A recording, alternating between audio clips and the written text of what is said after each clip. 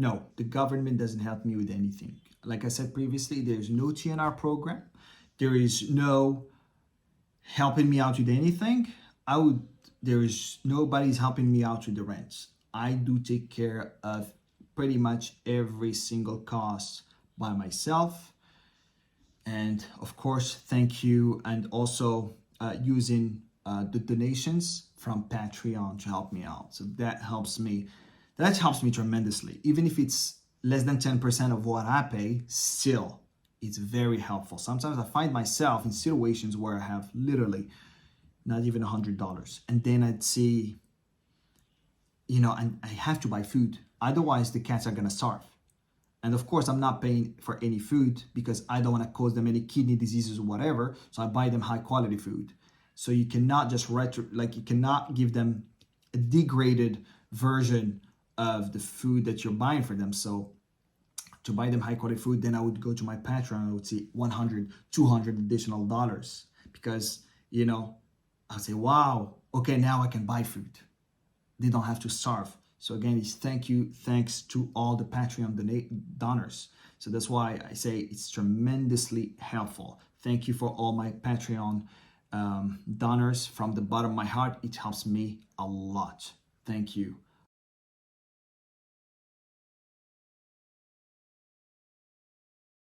So far, after 6 months, when the channel kind of blew up a little bit, when my video was published on the Dodo, so far we make $1,077 from 48 or 49 patrons.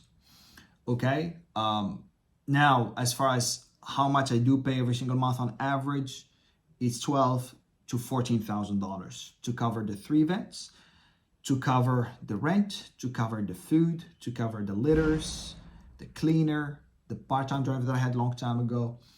Now he's not working, so it was costing me like $3,000-$4,000, $400 a month. But again, $12,000 to $14,000 per month overall. So why don't you open a sanctuary? So let me tell you something. Short story about me. I came back all the way from the US to Morocco.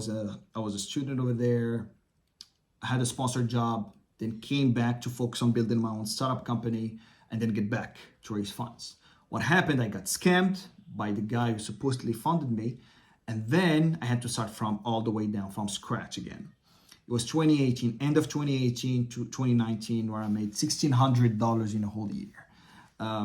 But yeah, my father, thanks to him, he helped me out with the stipend. It was $220 in a month for over a year. And he was like, okay, here's some money. Figure out your life. Find a way to make it happen.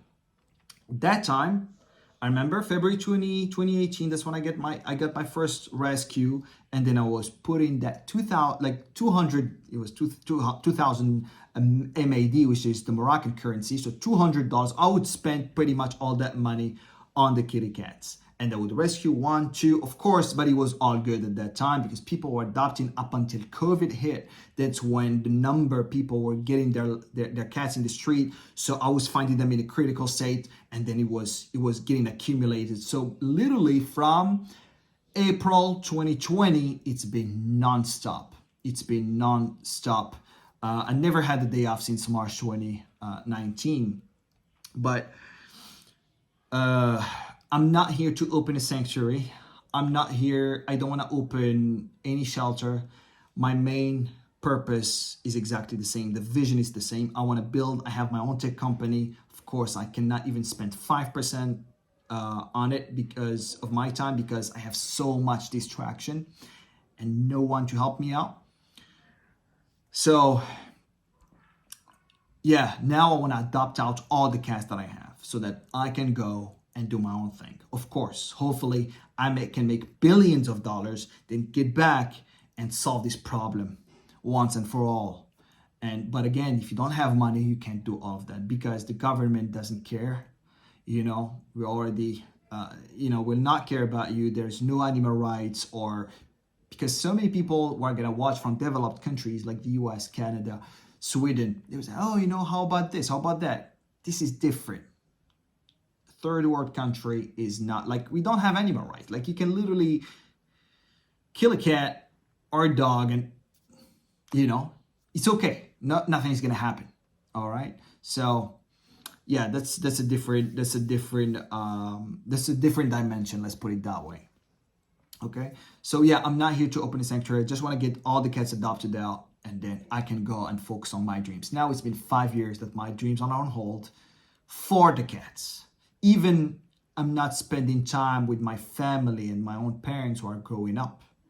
So, so again, so many people think that my parents, they have a lot. No, it's just a 2-bedroom apartment. I sleep in the living room and the other cats are in my own room, my old room. Now I have to sleep in the living room so that I can rent for the cats. So many people, if I had a lot of money, I would have gone and just rented my own apartment, right? Or even rent a private jet and get the cats to their respective adopters. But I can't do that. So yeah, I don't want to open a sanctuary. I don't want to open a shelter again.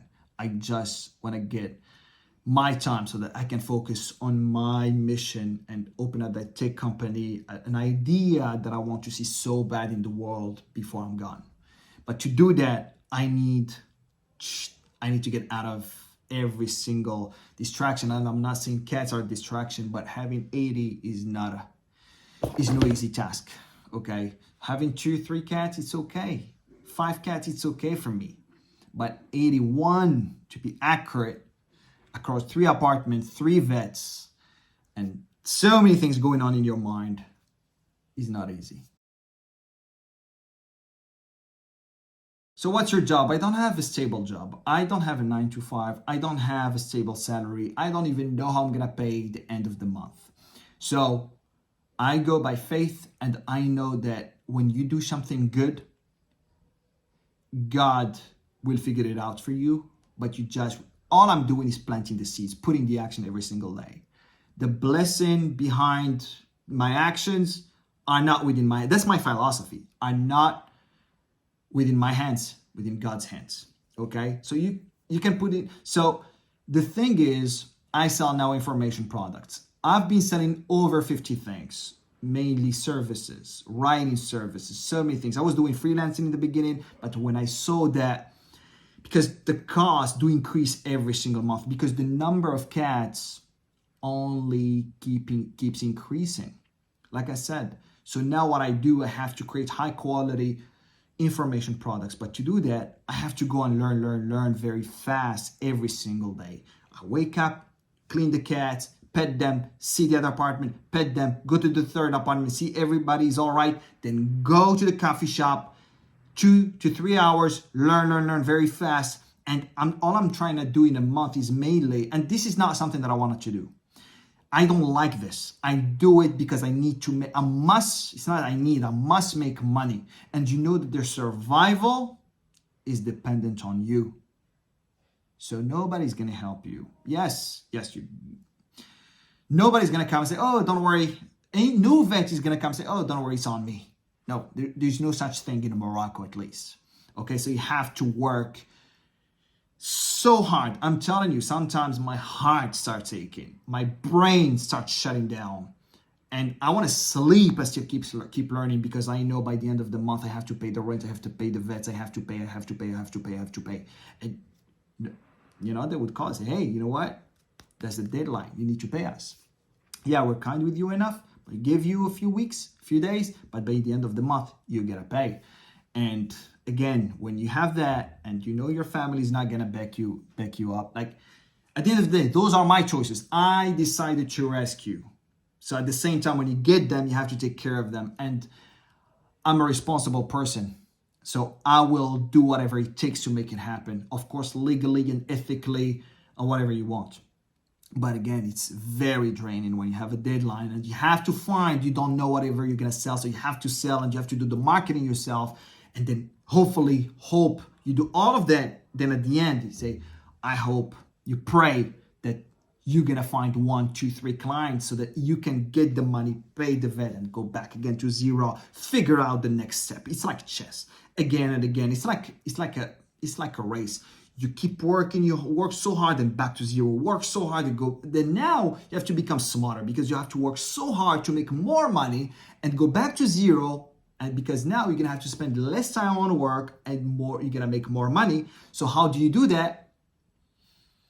That's the problem. Like, because you get more cats, so more money that you have to pay and less time that you have to dedicate to your work because it's more cats, more time that you have to spend with them. Okay, so yeah. So what's the adoption process? Mainly the adoption process is, if you're in the US or Canada, you come here to Morocco. Okay, you can come for a week. I'll take care of you. I'll pick you up from the airport. We're gonna visit so many places, and then you pick up 1, 2, 3 cats, whatever. If you have adopters, if you have a friend of yours over there want to adopt serious people, they can come in as well, or you can bring the cats with them. Exactly like what happened with Kendra. She came in from Sarasota, Florida, but a friend of hers, she had a cat and she wanted another companion. So she picked up 3, and she picked up 3 cats from the same litter. One of them stayed with her. 2 of them stayed with her for a month. She fostered them for a month. Then she took them to her friend's place because the moment she came in, they FaceTimed each other, and then she showed her the cats, and they liked those 2. So after a month, she flew them to Chicago, and from Chicago to Wisconsin. That's where her friends live now. They live with her friends. They adopted them, and she adopted the other brother to be a companion to their cat. So again, you can either come by yourself or with your friends or with your family and bring back cats with you. The papers and all that stuff is a piece of cake, and that's why I go only with US and Canada. I cannot afford, because if I want to send them to Europe, more papers, you have to wait 90 days after a test, and you have to pay 5 times the money. You have to pay over $200 on each and every single cat, and I have over 81. I'll let you do the calculations. So it's not good for me. When for the US you can only pay $40 or $50, which is already done. So all the adopters will do is come and sign a paper that they're gonna take them with them, that they're gonna take the cat or the cats with them, and then the rest is pretty easy. Yeah, when you come here, we figure it out. But again, we're gonna have a good time together, because when you're gonna come here, we're gonna get out. I'm gonna be your guide in some way, and then of course you go with 1 or more cats with you. But again, so many people, they do ask me, why don't you send them to us? Here's the thing. 1, I can't trust people, because who's gonna tell me that person is gonna go and pick up the pet from the airport unless I know you in person? 2, if I have to send the dog or one of the cats that you want to adopt, because I have 1 dog and the rest is cats, I cannot send them. Unfortunately, from Morocco, they cannot go to other destinations besides New York City, JFK, Washington, D.C., or Miami International Airport, because those are the only direct flights. So in some way, if you live in other states, other cities besides those, we cannot ship you cats unless someone is with them and they take them on the flight with them, exactly like Kendra. So she's from Sarasota, Florida. So she took them to Miami International Airport. Then she drove them. Of course, she picked them up, and then they went to Sarasota.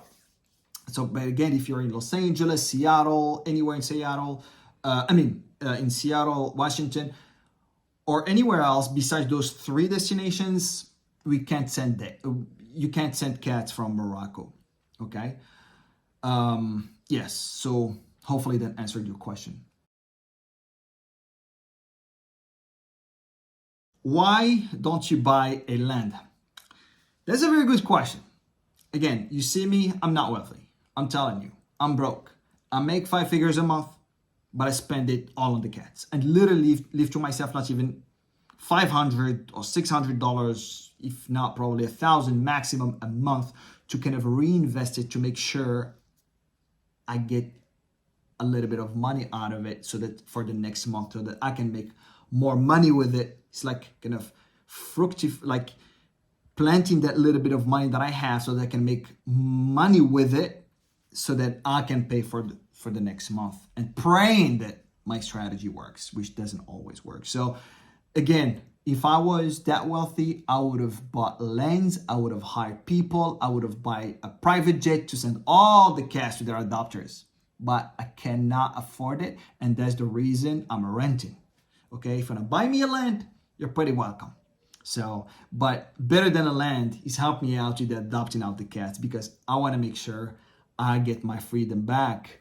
Of course, like having 2-3 cats is okay, but having that many cats is draining, and yeah. So yeah, so that's pretty much it. So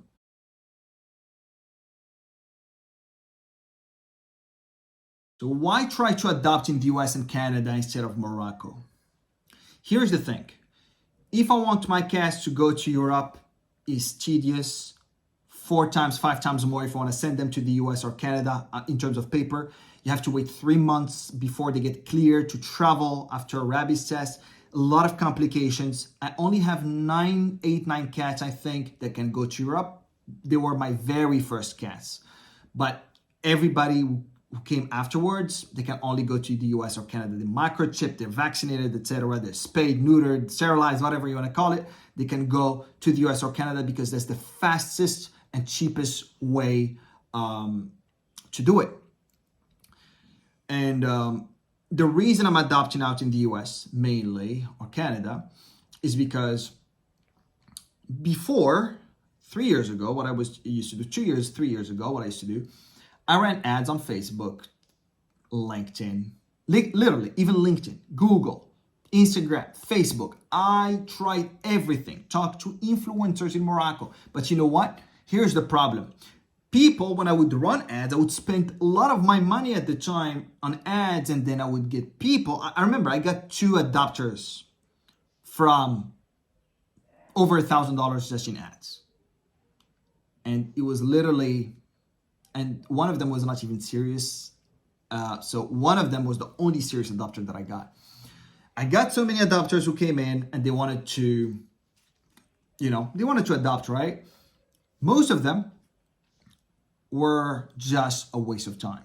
And not most of them, all of them. Let me put it that way. All of them. So waste of time. They would come and check the cats. Oh, this guy has a lack of hair in here. I said, yeah, you can solve it. Just a small ointment and that's it. Oh, no, I cannot do that. No, when he gets better, then I'm going to take him. Now he's still with me. He's in a great shape, right? Oscar, he's in great shape. I said, okay, you know what? Just go, right? They're super picky.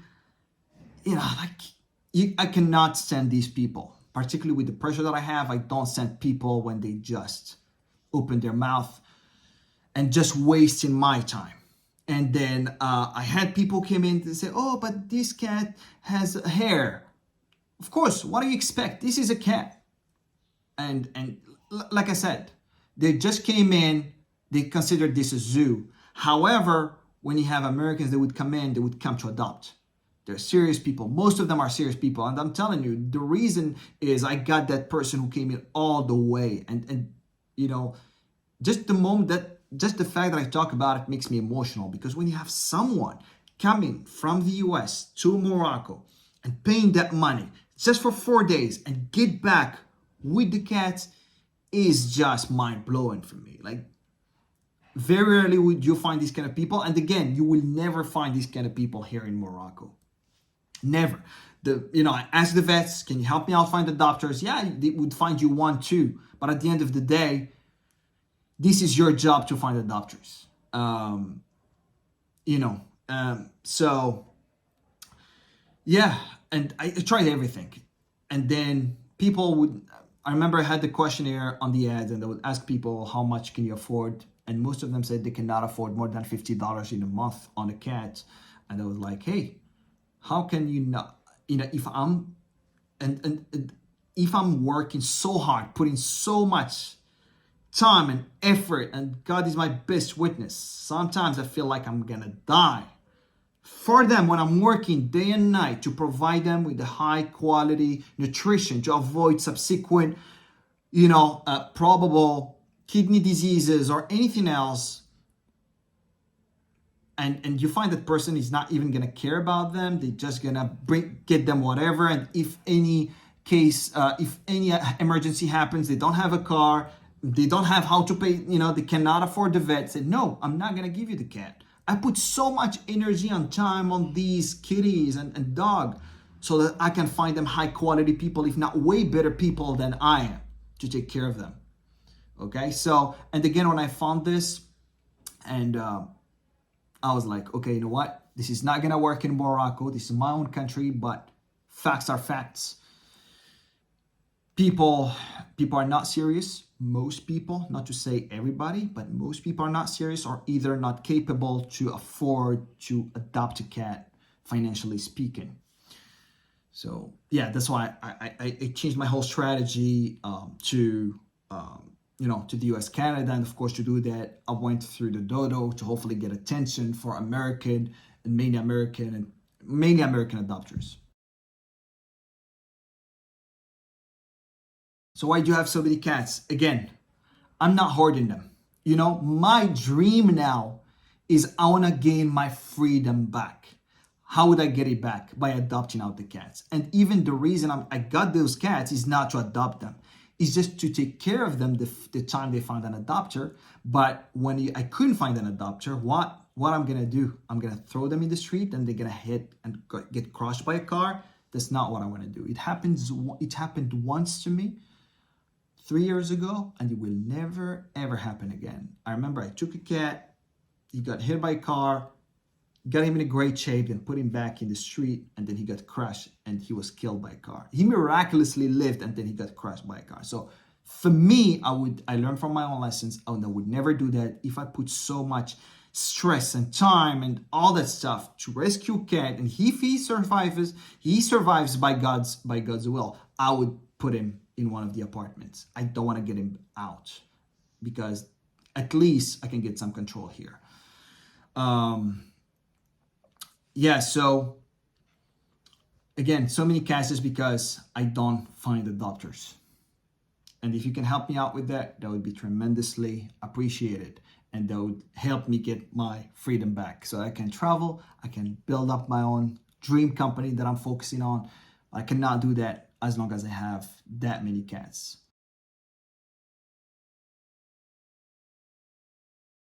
So, did you contact influencers or big organizations to help you? Yes, I did. I did everything before I reached out to the dodo. Like literally. I remember once I even tagged The Rock, Mr. Beast, all these huge influencers that could help Ronaldo, Cristiano Ronaldo. I did everything. I talked to them, I tagged them, I did whatever at the time. But again, I had 300 followers on Instagram, and I remember having 2 likes, and that's when I said, okay, I gotta change my strategy. What's the best way? And I remember I contacted the dodo at that time, like 2 months previously, 2 months earlier, twice. They didn't answer, so that's when I figured out a way to go on LinkedIn and reach out to each and every single one to their employees to hopefully get one to say yes. And that was my exact opening. And that's why now you see the members that I have is because of me going every single day, day and night, and messaging their employees, the Dodo's employees on LinkedIn, until I had one person, and shout out to Molly. She's not working there anymore, but she was the one who believed in the whole story, and she said, yes, I'm willing to take you and help you out with it. But yeah, I did contact every single, many, I wouldn't say every single, but many influencers, many organizations, tag them. So again, if you can do something as well, a favor, to follow up on my second or first question, if you want to help me, you can go and tag influencers on my reels and posts, mainly due to rescue, because if they see that, they might contact me and help me out. So of course, help the cats. All we do is trying to help the kitty cats in here. Are the donations enough to cover your monthly fees? No, they're not enough.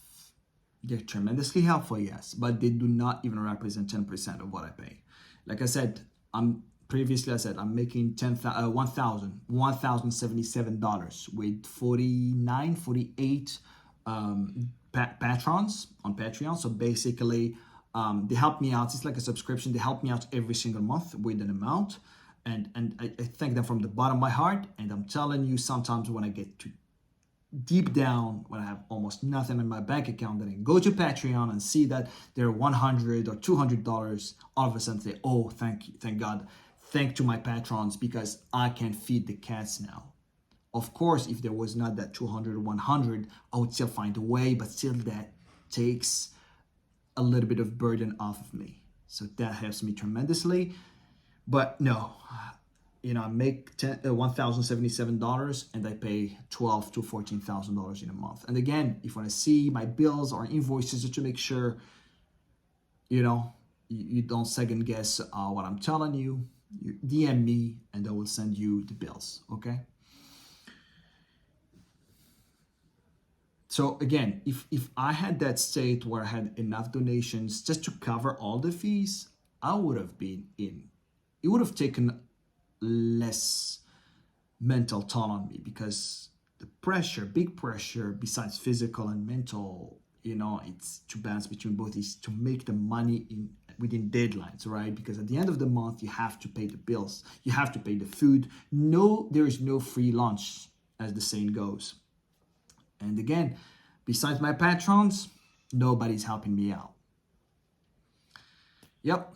So yeah, that's the thing. And again, if you want to help through Patreon, through GoFundMe, still, it would help tremendously. Thank you. So how do you handle all this? I'm gonna be straightforward, 100% transparent with you. I'm not gonna say I'm smart or whatever. If I do it, I don't even know how I'm doing it. Like, I get this question from my family members, from, people who see me going through all this, and they say, hey, but how do you do it? I say, I don't know. Don't even ask me, because I don't even know how I do it. Like, now I look at it and say, how am I even taking off all of this? And been doing it for that long, that's a different story. You can do that for a week, a month. Even if you can do it for a month, that's very good. But doing it for now 5 years, and increasingly it goes fast, it increases fast. So you have to think fast, you have to make more money, work less, handle more pressure, and still make it. That's the hardest part, because my donations do not increase exponentially. Like, the donation that I have today is exactly the exact amount that I had 4 months ago. But the cats went from 50 to now 81. So 3 additional ones. 3 more probable, of course, emergencies. Vet costs, which include vaccinations, 2 vaccinations per cat, more litter boxes, more food, more problems, so many things. But again, I don't even know how I'm doing it, to be honest with you.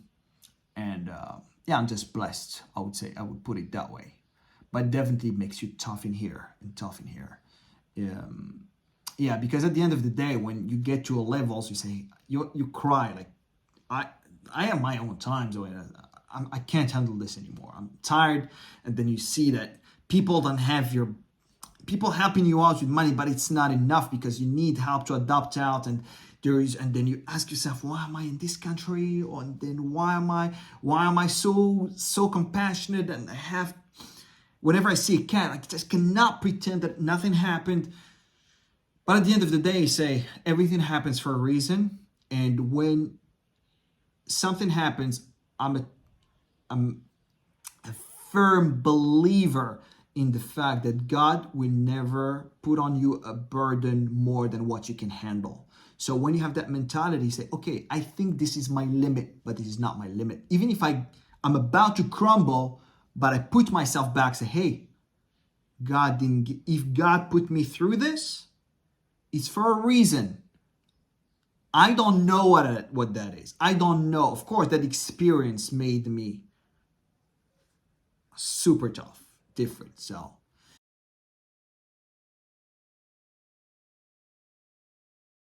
Can we come to Morocco to adopt from you? Absolutely, you're pretty welcome. You can come in anytime to adopt from me. And of course, when you come, I'm gonna take care of you. I'm gonna be your guide in some way. We're gonna go to places. We're gonna have a little bit of fun, and then absolutely you can go with one or more cats. So you'll be very, very, very welcome if you can do it.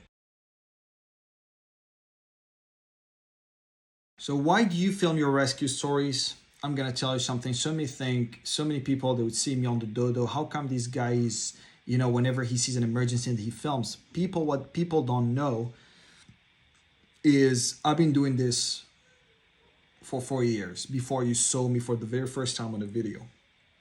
I have everything on my camera. I was doing it just with myself, just taking. If you look over my phone, you will see tons of pictures and videos of cats that I've never ever published. The reason I started putting videos is because people could not believe. I remember I was in a group at that time when I know that nothing was gonna work in Morocco, and then I went to a group on Facebook. It was in Canada, in Vancouver, Montreal or Vancouver, and then I remember posting about cats, and then I had all of a sudden so many people wanted to adopt. I was happy, but the moment they knew I was from Morocco, which is a third world country, they didn't care about me. They thought that I was a scam. They would block me right away. And they wouldn't even believe the fact that I had cats, because you can tell whatever you want, but people generally would believe what they see more than what they hear or what they read, right? So that's when I came up with the idea. Say, okay, you know what?